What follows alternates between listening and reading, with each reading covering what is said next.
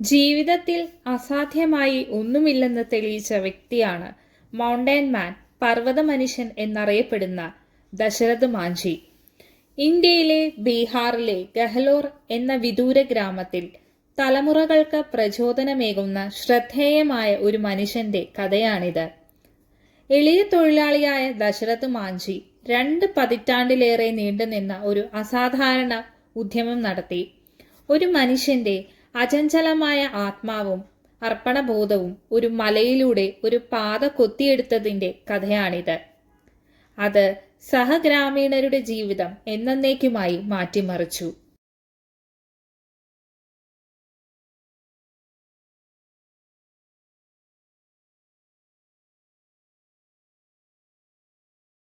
ചെറുപ്പത്തിൽ തന്നെ വീട്ടിൽ നിന്ന് ഇറങ്ങിപ്പോയ ദശരഥ് മാഞ്ചി ധൻബാദിലെ കൽക്കരി ഖനികളിൽ ജോലി ചെയ്തു.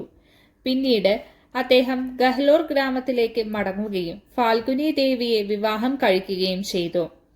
ഗഹ്ലോർ വളരെ കുറച്ച് വിഭവങ്ങളുള്ള ഒരു ചെറിയ ഗ്രാമമായിരുന്നു.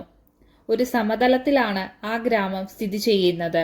ഈ ഗ്രാമത്തിന്റെ തെക്കായി സ്ഥിതി ചെയ്യുന്നത് മെസോപ്രോട്ടറോസോയിക്കോളം പ്രായമുള്ള കുത്തനെയുള്ള ഒരു ക്വാർട്ടസൈറ്റ് പർവ്വതമാണ്.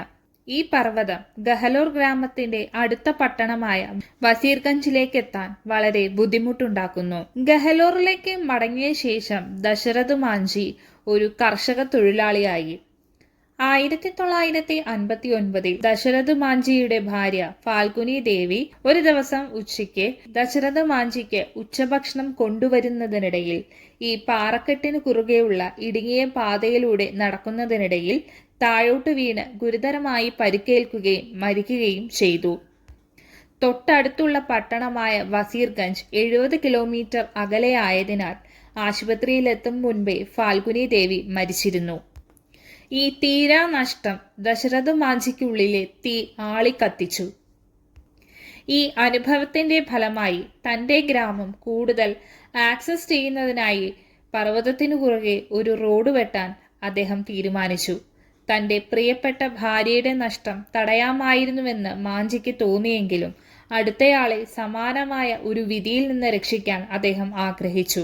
110 മീറ്റർ നീളവും 7.7 മീറ്റർ ആഴവും 9.1 മീറ്റർ വീതിയുമുള്ള ഒരു പാത അദ്ദേഹം കൊത്തിയെടുത്തു.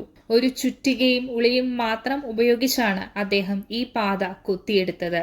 മോശം കാലാവസ്ഥയും ചുറ്റുമുള്ളവരുടെ സംശയവും സഹിച്ച് ശരിയായ ഭക്ഷണമോ വിശ്രമമോ ഇല്ലാതെ അദ്ദേഹം പലപ്പോഴും ജോലി ചെയ്തു. നീണ്ട 22 വർഷം ദശരഥ് മാഞ്ചി അശ്രാന്ത പരിശ്രമം നടത്തി. അദ്ദേഹത്തിന്റെ ശ്രമങ്ങളെ പലരും പരിഹസിച്ചു. ഗ്രാമത്തിലെ പലരും വിചാരിച്ചത് അദ്ദേഹത്തിന് ബോധം നഷ്ടപ്പെട്ടു എന്നാണ്. എന്നിരുന്നാലും ദശരഥ് മാഞ്ചിയുടെ ദൃഢനിശ്ചയം ഒരിക്കലും മാറിയില്ല. തന്റെ ദൗത്യം തന്റെ പ്രിയപ്പെട്ട ഭാര്യയോടുള്ള ആദരവ് മാത്രമല്ല, തന്റെ സമൂഹത്തിന് ആവശ്യമായ സേവനം കൂടിയാണെന്നും അദ്ദേഹം വിശ്വസിച്ചു. 22 വർഷത്തിനുള്ളിൽ അദ്ദേഹം ജോലി പൂർത്തിയാക്കി. പർവ്വതത്തിലെ ആ പാത ഗയ ജില്ലയിലെ അത്രി വസീർഗഞ്ച് സെക്ടറുകൾ തമ്മിലുള്ള ദൂരം 55 കിലോമീറ്ററിൽ നിന്ന് 15 കിലോമീറ്ററായി കുറഞ്ഞു. അദ്ദേഹത്തിന്റെ പ്രയത്നങ്ങളെ എല്ലാവരും കളിയാക്കിയെങ്കിലും ദശരഥ് മാഞ്ചിയുടെ പ്രവർത്തനങ്ങൾ ഗഹ്ലോർ ഗ്രാമത്തിലെ ജനങ്ങളുടെ ജീവിതം എളുപ്പമാക്കി. ദശരഥ് മാഞ്ചിയുടെ കഥ വ്യക്തിപരമായ വിജയത്തിന്റെ കഥയേക്കാൾ കൂടുതലാണ്. മനുഷ്യന്റെ ഇച്ഛാശക്തിയുടെയും സാമൂഹിക ക്ഷേമത്തിൽ വ്യക്തിഗത ശ്രമങ്ങളുടെ സ്വാധീനത്തിന്റെയും തെളിവാണിത്. അദ്ദേഹത്തിന്റെ നിസ്വാർത്ഥ പ്രവൃത്തി തന്റെ സഹഗ്രാമീണരുടെ ജീവിതത്തെ മാറ്റിമറിക്കുക മാത്രമല്ല, എണ്ണമറ്റ മറ്റുള്ളവർക്ക് പ്രചോദനമായി മാറുകയും ചെയ്തു. അത്രിയിലെ അദ്ദേഹത്തിന്റെ ഗ്രാമത്തിനും വസീർഗഞ്ചിനുമിടയിൽ അദ്ദേഹം കൊത്തിയ പാതയിലൂടെ ഔദ്യോഗിക റോഡുകൾ 2007 അദ്ദേഹത്തിന്റെ മരണശേഷം മാത്രമാണ് നിർമ്മിച്ചത്. 2007 ഓഗസ്റ്റ് 17 ന്യൂഡൽഹിയിലെ all India institute of medical സയൻസിൽ ക്യാൻസർ ബാധിച്ച് ദശരഥ് മാഞ്ചി മരിച്ചു. അദ്ദേഹത്തിന് ബീഹാർ സർക്കാർ ഔദ്യോഗിക സംസ്കാരം നൽകി. തന്റെ നേട്ടത്തിന് മാഞ്ചി പർവ്വത മനുഷ്യൻ എന്നറിയപ്പെട്ടു. സാമൂഹ്യ സേവന മേഖലയിൽ 2006 പത്മശ്രീ പുരസ്കാരത്തിന് ബീഹാർ സർക്കാരും അദ്ദേഹത്തിന്റെ പേരും നിർദ്ദേശിച്ചു. 2016 ഡിസംബർ 26 ബീഹാറിന്റെ വ്യക്തിത്വങ്ങൾ പരമ്പരയിൽ ദശരഥ് മാഞ്ചിയെ ഉൾപ്പെടുത്തി ഒരു സ്റ്റാമ്പ് ഇന്ത്യ പോസ്റ്റ് പുറത്തിറക്കി. ദശരഥ മാഞ്ചിയുടെ കഥ ഇന്ത്യൻ സിനിമയിലും ടെലിവിഷനിലും ഡോക്യുമെന്ററികൾക്കും വിഷയമായിട്ടുണ്ട്. ഇതിൽ ആദ്യത്തേത് 1998 പുറത്തിറങ്ങിയ ഭൂമി തയ്യ ചൊച്ചല മാക എന്ന കന്നഡ ഭാഷയിലെ മാഞ്ചയെ അടിസ്ഥാനമാക്കിയുള്ള ഒരു സഹകഥാപാത്രമായിരുന്നു. പിന്നീട് പുറത്തിറങ്ങിയ കന്നഡ ചിത്രമായ 2011 ജയതീർത്ഥ സംവിധാനം ചെയ്ത ഒലവേ മന്ദാരയിലും മാഞ്ചിയുടെ കഥയ്ക്ക് ഒരു ചെറിയ വേഷമുണ്ടായിരുന്നു. 2011 ഇന്ത്യയിലെ സർക്കാർ ഉടമസ്ഥതയിലുള്ള ഫിലിംസ് ഡിവിഷനിൽ പ്രവർത്തിക്കുന്ന സംവിധായകൻ Kumud Ranjan the man who moved the mountain എന്ന പേരിൽ മാഞ്ചിയുടെ ജീവിതത്തെ അടിസ്ഥാനമാക്കി ഒരു ഡോക്യുമെന്ററി നിർമ്മിച്ചു. 2015 ഓഗസ്റ്റിൽ ഒരു Hindi cinema Manjhi the mountain man പുറത്തിറങ്ങി. അതിന് മികച്ച സ്വീകാര്യത ലഭിച്ചു. കേതൻ മേത്തയാണ് ഈ ചിത്രം സംവിധാനം ചെയ്തത്.